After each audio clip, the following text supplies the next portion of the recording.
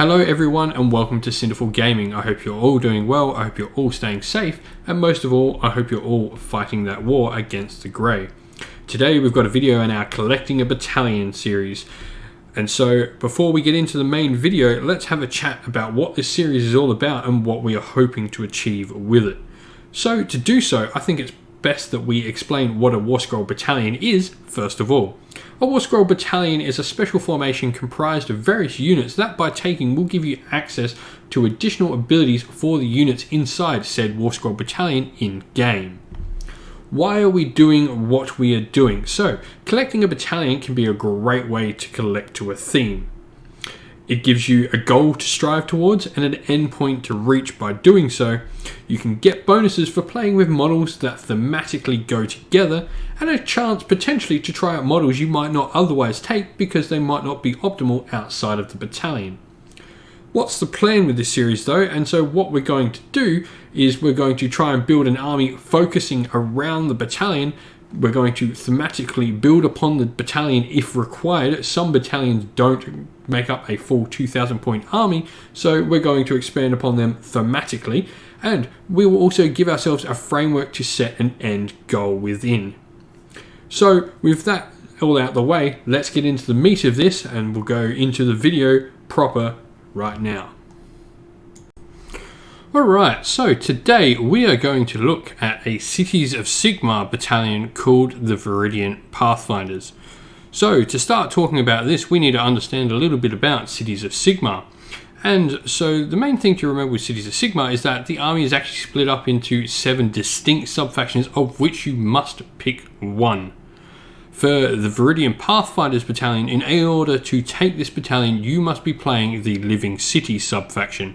This automatically sets your realm as Gyran, the Realm of Life, but it does give you access to this battalion, but only this battalion. All the battalions within Cities of Sigmar are keyword bolded so that you can't take them inside other cities. So let's look about what the Viridian Pathfinders both contains and the abilities it gives us, and then we'll look into an army that we've built around this idea. So to start with, the organisation for a Viridian Pathfinders Battalion is you must include 1 Living City Nomad Prince, 3 units of Living City Wildwood Rangers, and 0 to 1 units of Living City Wild Riders. This gives us a lot of choice, and for the army we're going to be included every unit possible, so we will be taking the unit of Wild Riders that we aren't actually required to take. So there are some options. If you don't like this particular army list, you could swap the Wild Riders out for something else because they are not required. However, the abilities we get from this are, you can add 1 to charge rolls for friendly units from this battalion if they are used the Hunters of the Hidden Paths battle trait to set up on the battlefield in the same turn. So that battle trait is the Living City's specific battle trait. No other City of Sigmar gets it, and it allows you to keep units in reserve and come on from the board edge 9 inches away from enemies. This ability actually really doubles up well with the fact that most Cities of Sigmar units get +1 to charge and run for having a musician, hornblower, whatever in their unit. So this will actually be a +2 to charge, meaning we've got 7-inch charges that we can make. Now, there are some additional benefits that we can use as well, being the main command trait for Cities of Sigmar Living City is that the fade away. So what this does is it allows us to shoot and then choose to move a unit. This actually is really good in probably a different way than what the design was originally intentioned because it's fade away, but you can use this to move forward. It requires a command point to do, but you can do it to any unit that can move. So things in the list, big characters that can shoot or units with a lot of damage potential in combat that can shoot but don't necessarily get the charge benefits that we're getting from this battalion will also go really well in the army and allow us to sort of build upon the idea of what we've got. So last thing we're going to talk about though before we get into the army list is the theme. Living City is all about units that live inside the forest. You do get the option with this one to also take not only Stormcast but Sylvaneth, and so we definitely want to be including some Sylvaneth in the army because I think it's a major part of the theme of the force. What's also cool is it brings up units that don't necessarily I guess, fit in a forest, but actually do exist in this army and this force. And so we're going to try and include some Duarden, giving us some potential to make some really cool Realm of Life and Living City themed Duarden units. So let's look at the army list.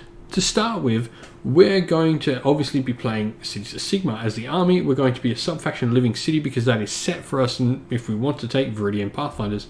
And with all Cities of Sigmar, our realms are set depending on which city we pick. The only time you actually get to choose is when you're playing Hammerhall. So let's look at this. We're going to have a Nomad Prince as our general, and we're going to make him our general because he makes all 3 units of Wildwood Rangers that the battalion requires us to take Battleline. So this sets up our hero. We've got our hero set up, and we've also got our Battleline requirements made already. Wildwood Rangers are actually a really nice unit. They do have 2 attacks each, 3s and 3s, and they do 2 damage when they're fighting monsters. That actually can be quite powerful. That's enough attacks in there. They've got a 2-inch reach as well, which means they can hit in 2 ranks. So if you're getting in tight little corners, they can still get most of their attacks into their intended target. The Nomad Prince is a cool hero. He's got some cool abilities, and we're going to give him the command trait Druid of the Everspring. This allows him to be a wizard, and we're going to give him the spell Life Surge. Life Surge is a spell that allows you to heal D6 wounds on a model that's friendly. We're then going to take for our General's Adjutant, and for those who don't know, General's Adjutant is something specific to Cities of Sigmar where you sort of pair them alongside your General, and if they're within a certain distance of your General, at the start of the turn you can roll a dice, and on 4+ get an extra command point. For our Adjutant, we're going to take a Duarden model because we want to include some Dwarves in this list to sort of build upon the theme that maybe this isn't your sort of generic units that live, and we've got some different sort of looking Duarden units in the army, so definitely want to get them in there. He's also a really good piece to have as he gets +2 to Dispel and Unbind, which is great. He can't cast any spells himself, obviously, because he's a dwarf, and dwarves don't do magic unless you're those pesky Chaos Dwarves, Hashut worshippers. But he's going to be a great piece to have in the army. So we're going to need to want to keep him, though, near the Nomad Prince, so that's always worth remembering.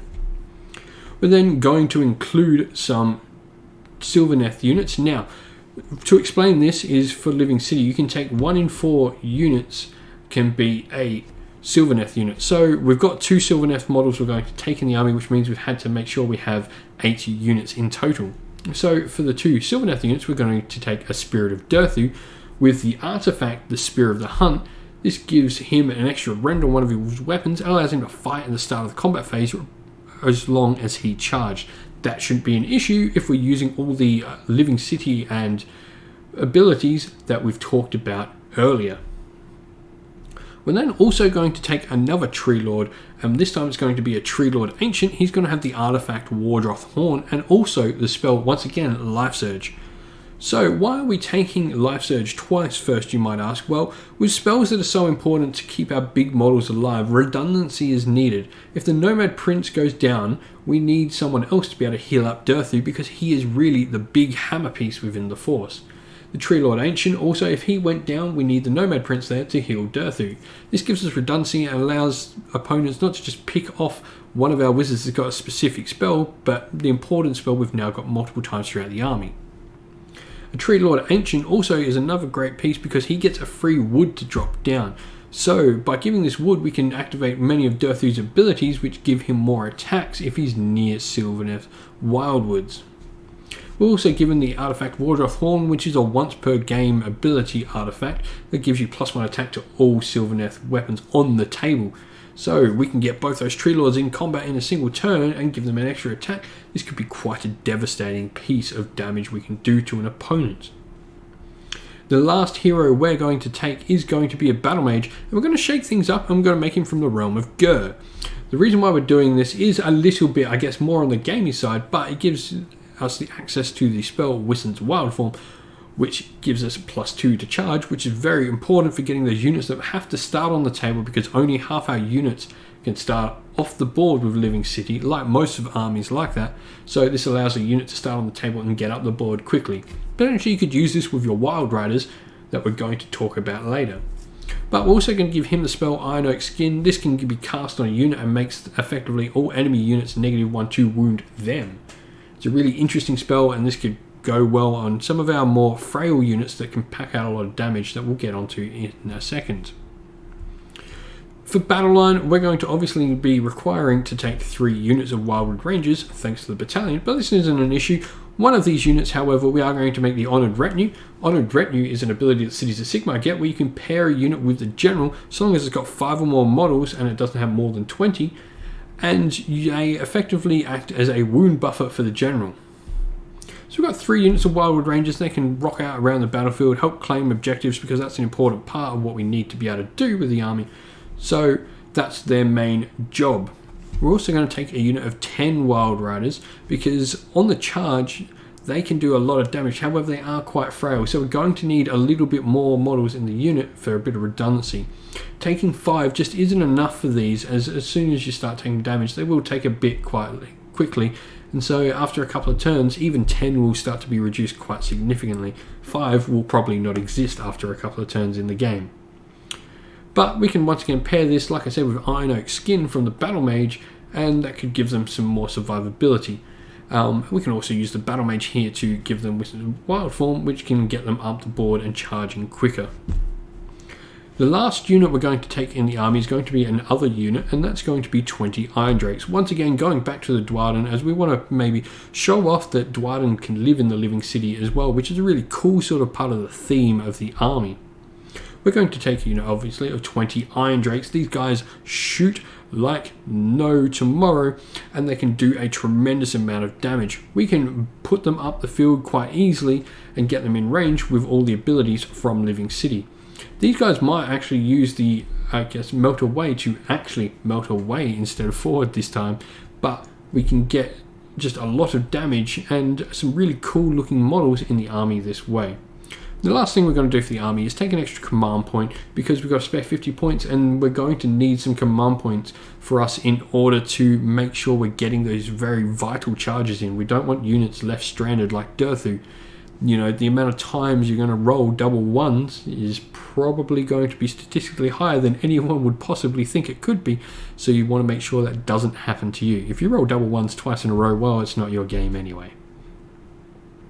But that's it for this look at building a battalion. I hope this has sort of been useful. There's some parts here you can take apart that you can change around, but I think this battalion really gives us a good center for a force and a good idea on what to build into a force.